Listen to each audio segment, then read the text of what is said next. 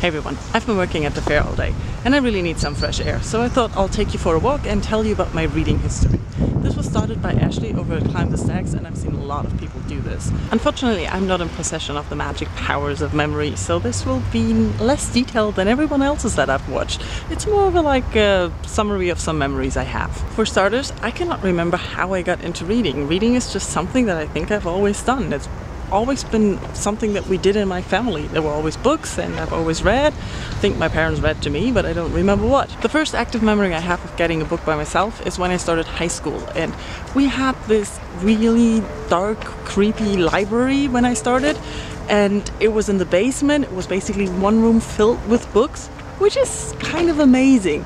And I got my library card and I got books from there and I loved it. About 1 year after I started high school, they changed the library, moved it upstairs. So we had a huge library with like carpet and chairs, and I basically lived in that library all through high school. During high school, I constantly read. I read in class, I read in the library, I read in recesses, I read at home. I remember I had this quirky habit as a teenager and as a child that I used to listen to the same album like the whole time when I read a book. So I used to have like a vinyl of something, and as long as I read the book, I kept just turning the vinyl around and listened to it over and over again, which led to the fact that even today when I listen to some songs, I still remember what book I read and kind of scenes from the book, which is kind of nice. When it comes to what kind of books I read, I can't really remember. A lot of those were borrowed from the library, so I don't have the titles available anymore. And we're talking about the 80s here, so it's been a while. And I just remember that I read everything, just like today. I just picked up books the librarians gave to me, or something that I found interesting myself. I read a lot of books that my brother read. My brother is a huge fantasy fan, so that's what I read as well, because he always bought books, so I didn't have to. And also we got into Terry Pratchett together in that time, but I also read YA, contemporary stuff, and the things that we had to deal with in the 80s. A lot of nuclear angst. I also read books to movies or TV shows that I've seen. In my later teenage years, I read cheesy romance novels. I had this obsession with Denise novels. It's a series of novels that was about teenagers and falling in love, and you could get them for £1, and we would buy them at the flea market, we would swap them, we just read them over and over again.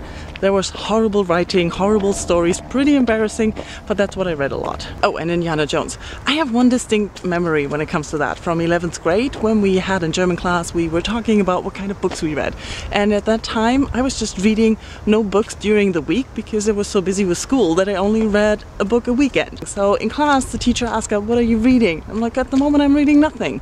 And everybody else was saying what they were reading, and all my friends who I knew were not reading and hated reading were like, "Yeah, I'm reading this, I'm reading that," and I was just like, "What the hell are you guys talking about?" And then after this round of talking, my teacher actually reprimanded me for not reading, and I was the one who was always reading. I was so pissed off at that person. After school, I moved to Boston for a year to be an au pair, and that was very interesting for me because I got money, I was paid, and I started to read books in English. First, I started off with books that my host family had, but I also discovered stores like Buck-a-Book and everything, and I started to buy a lot of fantasy. I was reluctant to pick up Terry Pratchett in English because it was so different from the German ones that I actually started reading Pratchett in English only like 10 years ago or so. But I remember buying other fantasy novels like the Robert Athearn Myth series. Or also I read a lot of John Grisham because that's what my host family had. When I came back to Germany, I started studying teaching, and I know I must have read something, and I know that I continued reading and buying English books as well as German books, but I don't remember what I read. I really don't have any memory of that. It's just a random collection of books I must have bought, but no clear memory will come to mind. After I finished my teaching degree, I moved to Hanover and started studying English literature. And that's when I really started reading a lot more and paying more attention to what I read. I read a lot more classics and analyzed them, and I got more ideas of what I wanted to read more of. Another thing that happened at that time was the internet and Amazon. I had much easier access to the internet and thus to books. I could buy books online, and that's what I did a lot, because that way I could get English books that were not available in Germany otherwise, or just too expensive in stores. And that was really helpful because I was still a student and pretty broke most of the time, and I needed a lot of books for university as well. So that was very practical. Also, I loved the Amazon function, like people who bought this book also bought that book. That was my favorite go-to function on how to find new books, apart from cover buys, of course, which I've always done and always will do. A lot of the books I discovered that way were adult fiction, and good adult fiction, because I was recommended from one award-winning book to the next, and the books that I read at university, so that was really interesting. But I also got into Harry Potter that way. I discovered Harry Potter when the first 3 books were out. I read his Dark Materials in university, so that led me to some YA fantasy like the Bartimaeus trilogy and opened my mind for those kind of books, and that was really interesting. I was still into Terry Pratchett and fantasy and some sci-fi. Douglas Adams came along sometime. I don't really know when. I've reread it so often I don't really remember when I read it the first time. After finishing university, this is how I got my books. I used recommendations from Amazon and friends, and I picked up books I liked by the cover or I heard of somewhere. And that was for a very long time a really successful way of buying books. But in 2011 I started booktubing, and that changed things a little bit again. Before booktubing, my reading wasn't organized in any way. I didn't set myself challenges, I didn't set myself goals. I had an idea of books that I thought you should have read, and sometimes I was pretty snobbish about books, but I also just read what I got my hands on and what interested me. Booktubing introduced me to challenges. I'm setting myself goals now for how many books I want to read a year, of what kind of books I want to read, so that I branch out more on purpose and not just by accident.